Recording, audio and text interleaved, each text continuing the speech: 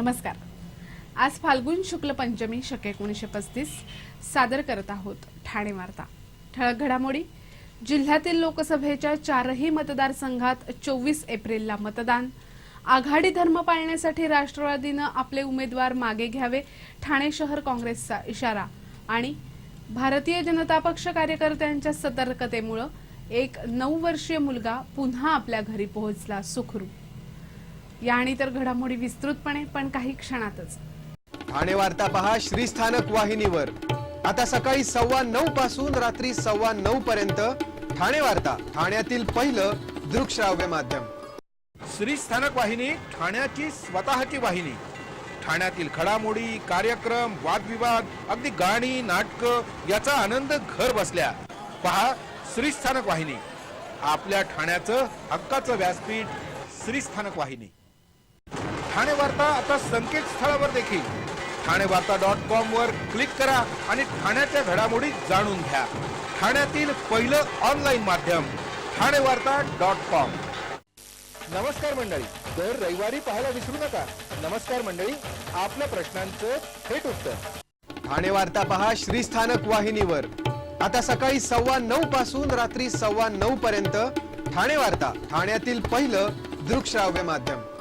लोकसभा निवडणुकीच्या तारखा जाहीर झाल्या असून ठाणे जिल्ह्यात शेवटच्या टप्प्यात लोकसभेच्या निवडणुकीसाठी मतदान होणार आहे। केंद्रीय निवडणूक आयुक्तांनी आज देशातील लोकसभा निवडणुकांचा कार्यक्रम जाहीर केला। ठाणे जिल्ह्यात लोकसभेचे ठाणे, कल्याण, भिवंडी आणि पालघर असे 4 मतदारसंघ आहेत। या 4ही मतदारसंघात राज्यातील शेवटच्या टप्प्यात म्हणजे 24 एप्रिलला मतदान होणार आहे। ऐन उन्हाळ्यात हे मतदान होणार आहे।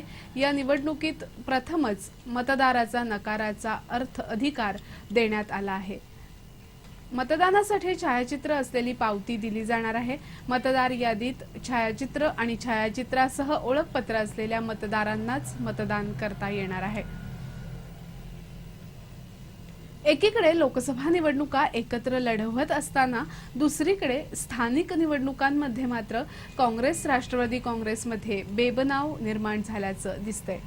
ठाणे महापालिकेच्या 54अ, 57अ, 59अ आणि ब अशा 4 प्रभागात 23 मार्चला पोटनिवडणूक होणार आहे। काँग्रेसनं आघाडीचा धर्म पाळत 54अ मध्ये कोणताही उमेदवार दिलेला नाही, तर दुसरीकडे काँग्रेसच्या प्रभागात राष्ट्रवादीनं अधिकृत उमेदवार उभे केले आहेत। यामुळे काँग्रेस राष्ट्रवादी काँग्रेसमध्ये बेबनाव निर्माण झालाय। आपल्या उमेदवारांना माघार घेण्यास सांगावं अशी विनंती शहर काँग्रेसतर्फे राष्ट्रवादीला करण्यात आली आहे। उमेदवारी मागे न घेतली गेल्यास लोकशाही आघाडी अबाधित राहावी असं आपल्याला वाटत नाही असं समजलं जाईल असा इशारा काँग्रेसनं दिलाय। राष्ट्रवादी काँग्रेसच्या उमेदवारांनी त्वरित माघार न घेतल्यास लोकशाही आघाडीला या कृत्यामुळे तडा जाईल असा इशाराही शहर काँग्रेसनं राष्ट्रवादी काँग्रेसला पाठवलेल्या पत्रात दिलाय। भारतीय जनता पक्षाचे कार्यकर्ते आणि व्हॉट्सअपमुळे एका 9 वर्षीय मुलाची पुन्हा आपल्या कुटुंबियांसमवेत भेट होऊ शकली। कोल्हापूरचा शेखर मोहिते हा 9 वर्षाचा मुलगा मित्रांबरोबर घरी न सांगता फिरायला आला आणि मित्रांनी मध्येच हात सोडून दिल्यामुळे घरी जाण्याऐवजी ठाण्यात पोहोचला। घाबरलेल्या अवस्थेत तो 3 दिवस ठाणे रेल्वे स्थानकात राहिला। एका कापडाच्या दुकानात विचारपूस करत असताना दुकानदारानं त्याला पंढरीनाथ पवार या भारतीय जनता पक्षाच्या कार्यकर्त्याच्या स्वाधीन केलं। पवार यांनी महेश विनेरकर यांना याची माहिती दिली। विनेरकर यांनी शेखरची सविस्तर चौकशी केली, त्यावेळी तो कोल्हापूरचा राहणारा असल्याचं समजलं। विनेरकर यांनी ठाणे महापालिकेतील एक अधिकारी DS गुंड यांच्याशी संपर्क साधून त्यांना शेखरची माहिती दिली। विनेरकर यांनी शेखरची छायाचित्रासह माहिती व्हॉट्सअपवर गुंड यांना पाठवली आणि त्याचं घर शोधून काढण्याची विनंती केली। गुंड यांनी शेखरचे कोल्हापूरमधील घर शोधून त्यांना शेखरविषयी माहिती दिली। शेखरचा मोठा भाऊ सागरनं विनेरकर यांच्याशी संपर्क साधून ठाण्यात येत असल्याचं सांगितलं। या दरम्यान विनेरकर शेखरला आपल्या घरी घेऊन गेले। त्याला नवीन कपडे, चप्पल, गोष्टीची पुस्तकं, चॉकलेट दिली। दुपारी 1 वाजता शेखरचा भाऊ ठाण्यात आल्यावर शेखरला त्याच्या स्वाधीन करण्यात आलं। काल संध्याकाळी 6च्या गाडीनं शेखर त्याच्या भावाबरोबर कोल्हापूरला रवाना झाला। भारतीय जनता पक्षाच्या कार्यकर्त्यांच्या दक्षतेमुळे शेखर पुन्हा आपल्या घरी पोहोचू शकला. ठाण्याचे जिल्हा सत्र न्यायाधीश एम वाली मोहम्मद यांनी मित्राच्या हत्या प्रकरणात एका 20 वर्षीय युवकाला दोषी ठरवत 4 वर्ष सक्त मजुरीची शिक्षा ठोठावली आहे.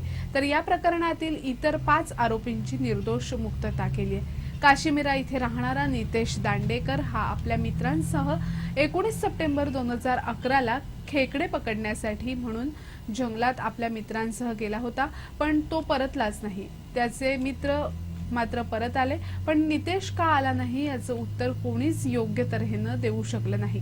नितेश मिळत नसल्यामुळं त्याच्या आईनं त्याचा शोध घेण्याचा बराच प्रयत्न केला. अखेर त्यांनी पोलीस ठाण्यात तक्रार नोंदवली. पोलिसांनी नितेशच्या नातेवाईकांना मित्रांना ताब्यात घेऊन चौकशी केली.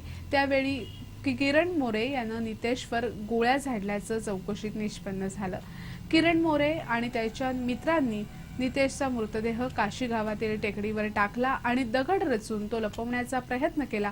पोलिसांनी या प्रकरणी 6 जणांना अटक केली होती, पण न्यायालयानं दोन्ही बाजू ऐकून किरण मोरेला 4 वर्षाची सक्त मजुरी ठोठावली आणि इतर 5 मित्रांची निर्दोष मुक्तता केली.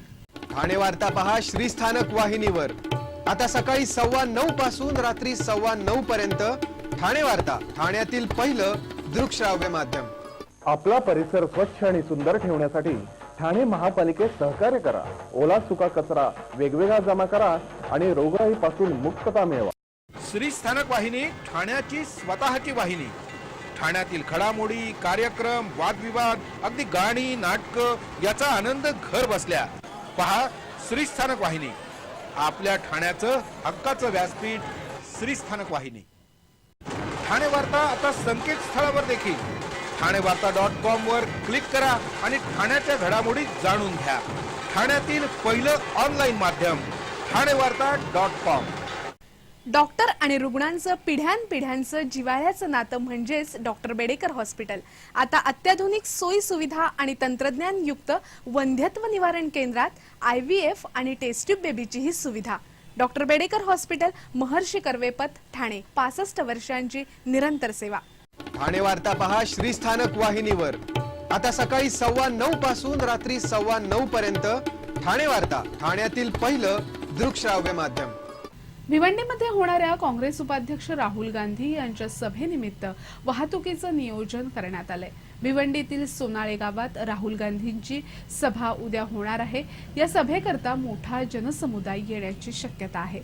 यामुळं कार्यक्रम ठिकाणी आणि मुख्य रस्त्यावर वाहतूक कोंडीची समस्या उद्भवण्याची शक्यता आहे. यासाठी उद्या म्हणजे 6 मार्च रोजी सकाळी 11 ते संध्याकाळी 6 या वेळेत वडपाखिंड ते राजनौली या मार्गाचा अवलंब टाळावा.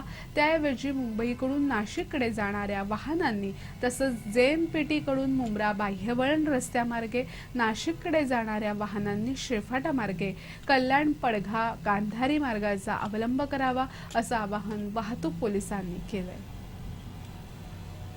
महाराष्ट्र नवनिर्माण सेनेनं आपल्या 8व्या वर्धापन दिनानिमित्त नाव आडनाव बदल शिबिराचं आयोजन केलंय.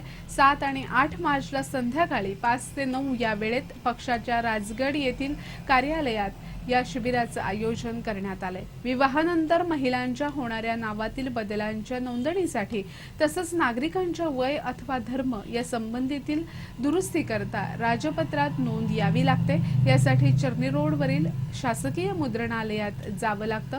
यामुळे पैसा आणि वेळेचाही अपव्यय होतो. अनेकदा नवविवाहित तरुणींच्या नावातील बदल नोंदवणं राहून जातं.